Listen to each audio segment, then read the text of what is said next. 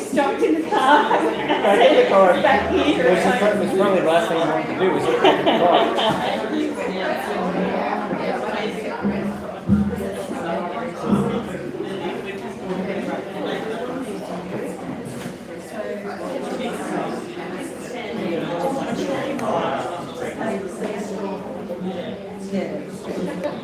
It's being found as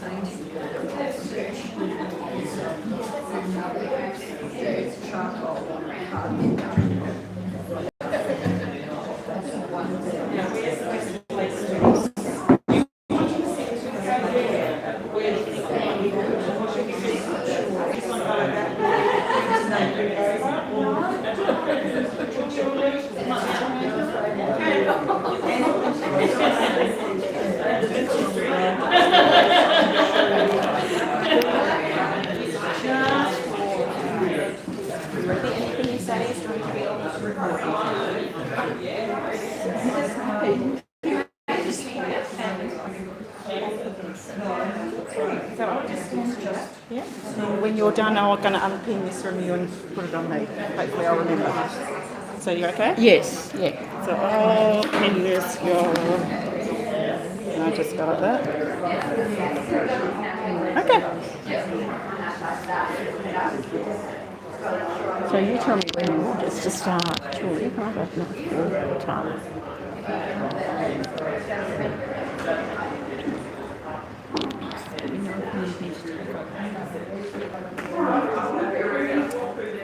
Okay, we ready? Okay, everybody, we're just about to start. Welcome. I'm going to hand you to Rosie to begin with. Thank you. I'd like to welcome you all as friends to this very special and exciting evening.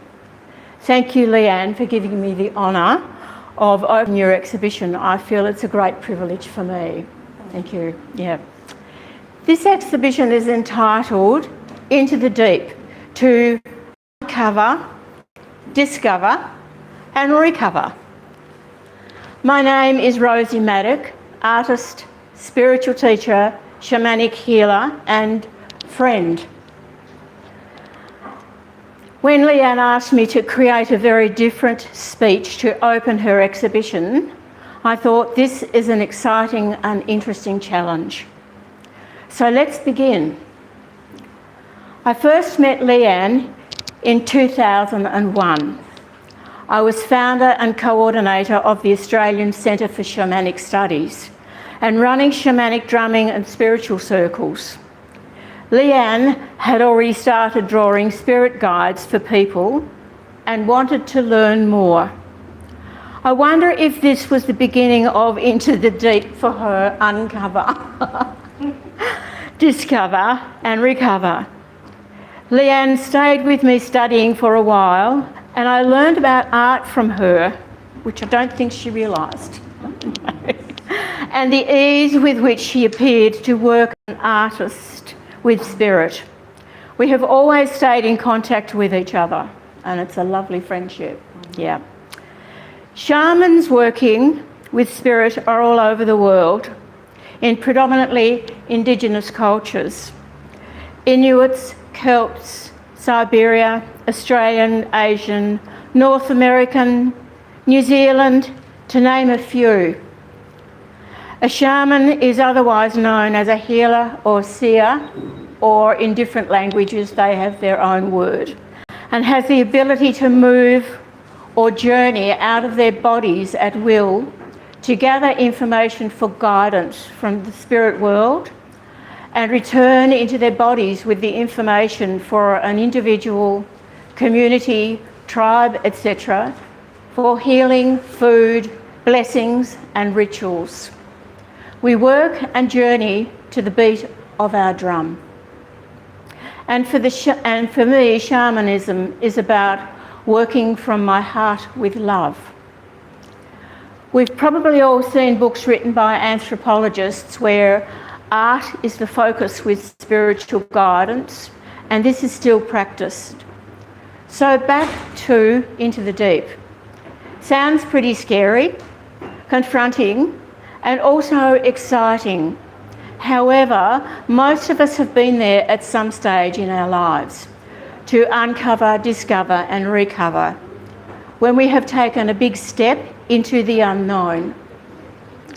Some of us have asked others' opinions, some of us do it alone, and some of us ask for spiritual guidance and allow ourselves to sit in that space until the moment the answer that feels right comes along, and it is often an aha moment. Can you remember a time when this has happened to you? Discover a part of yourself can be exhilarating, life-changing, and sometimes uncomfortable for those around us. So let's move now on to recover, and I give you my own example to help explain. The question that came to me recently was about faith, because shamanism isn't a religion. So I asked myself, what does faith mean to me? After some searching, my answer came. Faith for me is pure love. A love so deep, so wide, in everything, everywhere. This felt exactly right for me.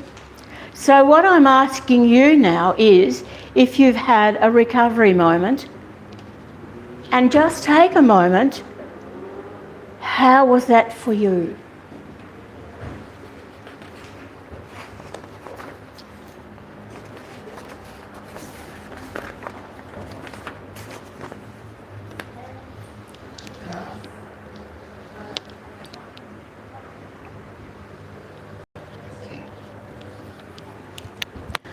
I'm sure Leanne has been through these stages many times. It has been wonderful watching her combine her spiritual wisdom with her art. Such an amazing and talented woman, full of love, kindness and empathy. Leanne is a very special woman indeed. This next part of the speech is a bit of a surprise for Leanne. I have a song for her. The song was written by Shefi Oren and is often sung as a tribute to matriarchs. It symbolises unconditional love, wisdom, and bridging generations. All qualities that Leanne possesses and is able to express these in her art form. I would like you, while I'm singing, to feel what this song means to you. Even take a challenge, close your eyes if you feel like it. And some of you may have even heard this song.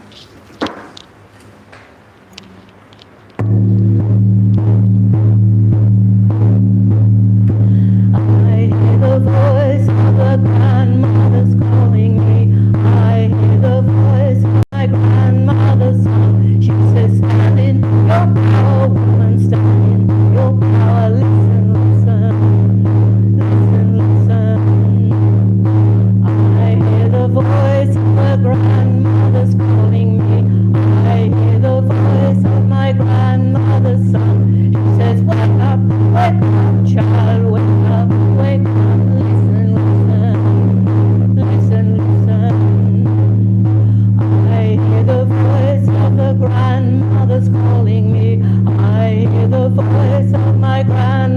song. She says, give birth, give life, woman, give birth, give life. Listen, listen, listen, listen.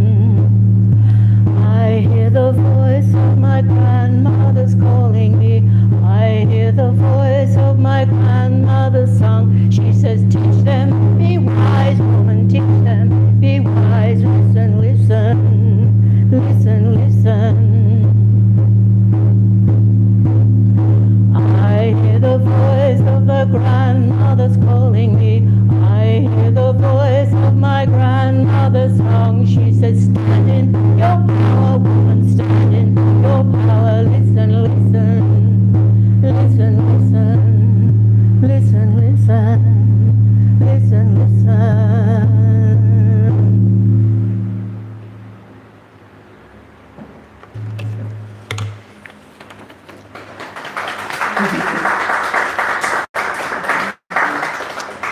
Wishing Leanne all the very best with this amazing art exhibition, and may it be held in sacred space with spirit and love.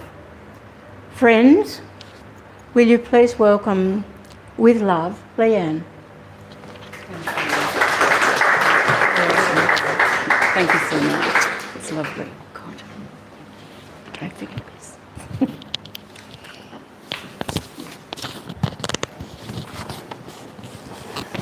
Thank you so much, Rosie. And thank you all for being here. For this exhibition, I have pushed myself to new limits that I have never been to before. When I create for an exhibition like this, I want to find my balance between my plan and my flow. Everything that occurs to me, that I experience, the successes and challenges I face, and so forth, all contribute to the creation of each piece that makes up this exhibition. I trust this.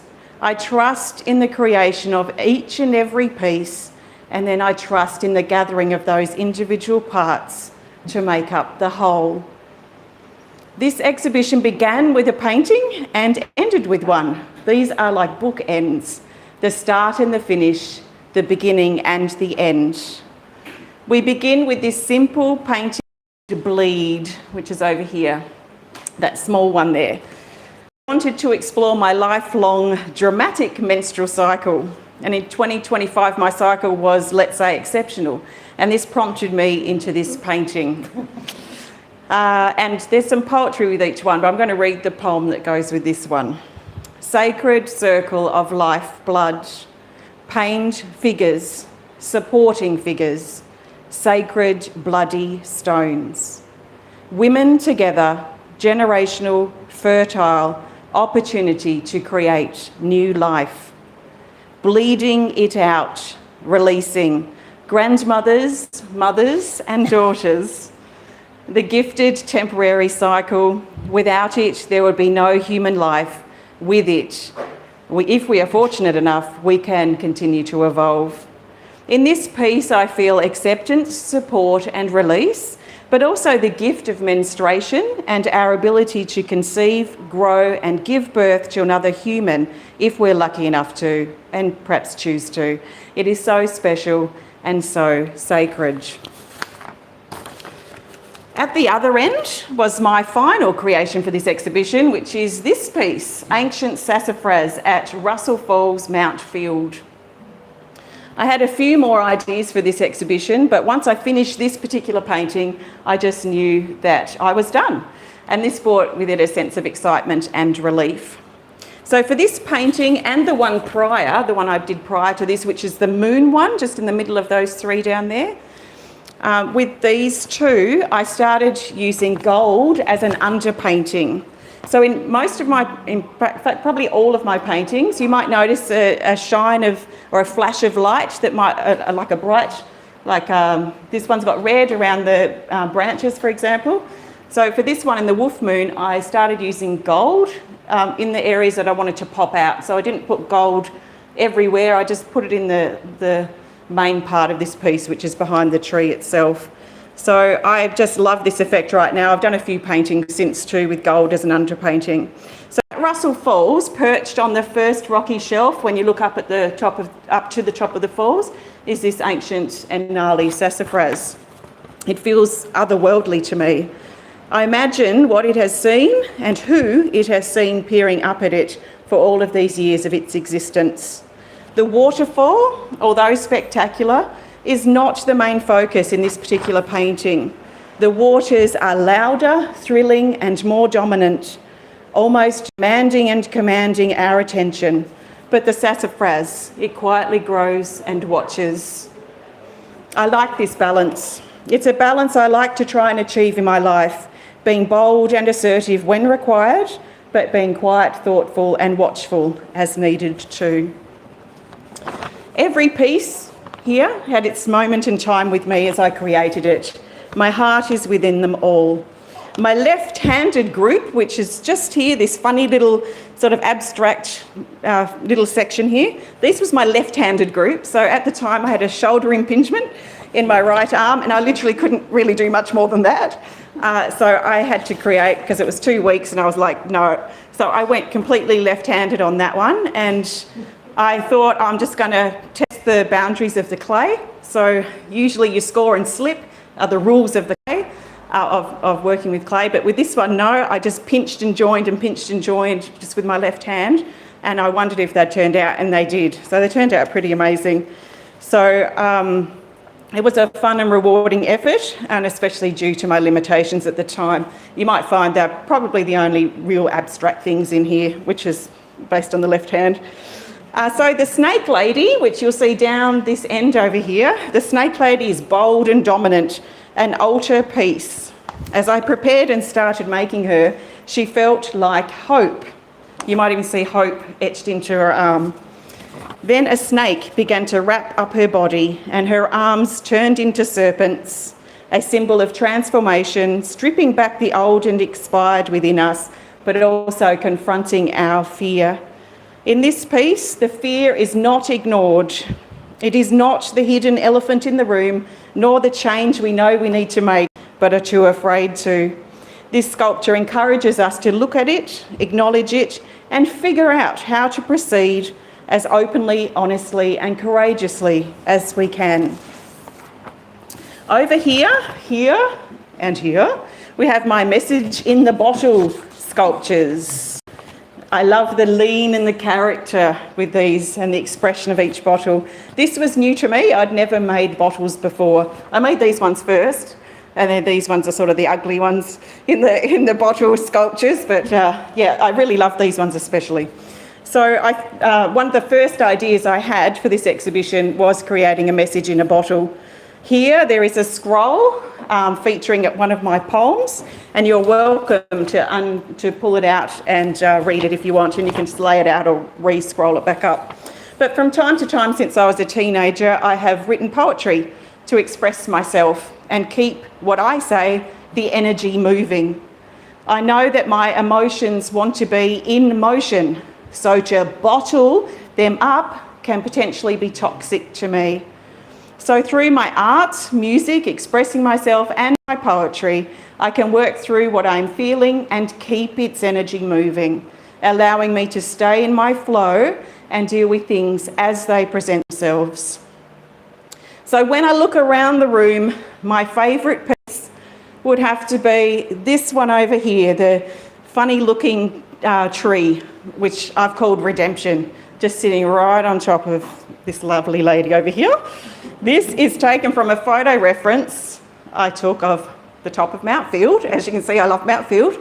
I think those fungi over there too, they're from Mount Field. Actually, this was also inspired by Mount Field. Yeah, a lot of it inspired by Mount Field. So this particular painting reminds me of two hands interlocked. I just love that. When we found it on the top of the mountain, it was actually the art piece next to it was also at the same time, and we found, or I was really drawn to this sort of sculptural tree that was sort of breaking up, and it was amongst these kind of trees here, and we got a closer look, and that was a closer shot basically. So I first started painting a painting like this in 2022, And it's not that painting. I started a different one in 2022 and it was going amazing. Like it was one of my favourite paintings. And then I wanted to try something and suddenly I wrecked the painting. It just went, I took it over and I just couldn't get it back.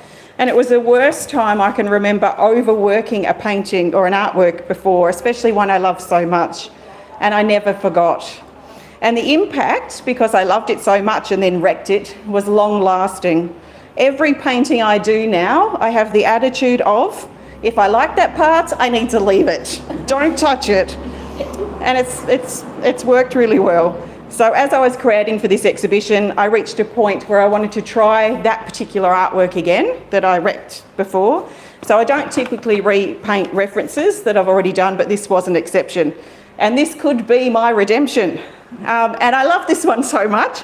If you look really closely at this one, it's got a lot of green as the underpainting. You can probably see it from a distance. And I don't think you really find much green in the underpaintings of anything else that I've done. So I really love just leaving flashes of green in that particular one. So I use a lot of red and yellow and probably a bit of blue as well as my underpainting. So I like leaving some of the underpainting flashing through if I feel like it at the time. So I think that's enough from me. I'd like to give you the opportunity to ask any questions. Do you have any questions? That was sort of sprung on you, wasn't it? That was my favourite, and you said it was your favourite. When I looked at it, I thought that was my favourite. Yeah, it's definitely my favourite. I love the way it's just, you can feel it. It's just all the shading you've done. Yeah. Yeah, and it comes together pretty easily. I think that may have been why I overworked it last time, because it just seemed to come together so easy and it was amazing. It was like, okay, I'll just try something else, and then it just went crazy. Then I just tried to get it back and I just couldn't get it back. I just painted over it, but I never forgot. And so it's really feels really empowering to me to be able to do it again. Yeah. So I know what you mean when you're painting. When to stop and not keep going. Yes. And you can wreck it, can't you? Absolutely. Yes. Yeah. So I think it's actually hard to decide when to stop. I think so. So I think for me, the motto of if I really like that part, I'm just going to leave it. Like it could be just a section. I don't know if I have the same feeling with my sculpture and my ceramics, but certainly with painting. Yeah. So you don't overwork with ceramics? I don't think so. If I overwork it, it's just going to go, yeah. It's like, oh, I was doing this sculpture that I love from a drawing that I did years ago. And it was like, oh yes, just to the top. And then next thing you know, oh, she started to give way. Yeah. Yeah. So any other questions or thoughts or comments or anything at the moment? No? Okay, well, I think that brings me to my thank yous. So firstly, a huge thank you to Rosie for opening the exhibition tonight. Very special lady. And thank you for your kind and meaningful words and your beautiful song. Had you heard that before? Yeah. Yeah. You told me about it. So I looked it up. That's it. But it was extra special. Yes, yeah. And hearing it just fitted so brilliantly with your words. Thank you. Yeah. And I'm very grateful for our respectful, it feels mutually respectful and loving friendship that's endured all of these years. Yeah. So thank you so much. And Rosie's taught me so much that has contributed to my work and my spirituality, and I just think life in general. So very, very special lady. Thank you, Rosie. And thank you to Mike for entertaining us with your drum. Thank you for your friendship and your support and your great conversation. And thank you for keeping the rhythm going tonight. And we look forward to hearing your beautiful big drum behind you shortly. Thank you. Thank you to Corey for always supporting, encouraging and loving me. As do Sean and Caitlin, that's my son and daughter-in-law, and Maddie and Ethan, that's my daughter and my son-in-law, and our new little grandson Parker, who's 7 months old. It's so adorable. Thank you to Louise. Louise is my only family member here tonight. She's holding the torch for everyone that couldn't be here, so thanks for being here, my sister. To my Harmony on High Street artists, and we'll definitely include Ruth in that. And Ruth, we've just found out we're related. So we're like cousins. Yeah, like second or third cousins or something. So yeah, and to all of my Harmony on High Street artists who are here, and my Temple of Balance supporters too. It's great to see some of you here. I deeply appreciate your support and attendance tonight. To my friends and to you all, it's amazing to see you here. Thank you so much for coming. I am so grateful and thankful for this moment where my vision and my individual artworks have come together to form this exhibition, Into the Deep. This is my depth. This is me. Thank you very much. Thank you. And thank you if you're watching online. I'll do a tour and share a video tomorrow. Thanks for watching. Bye.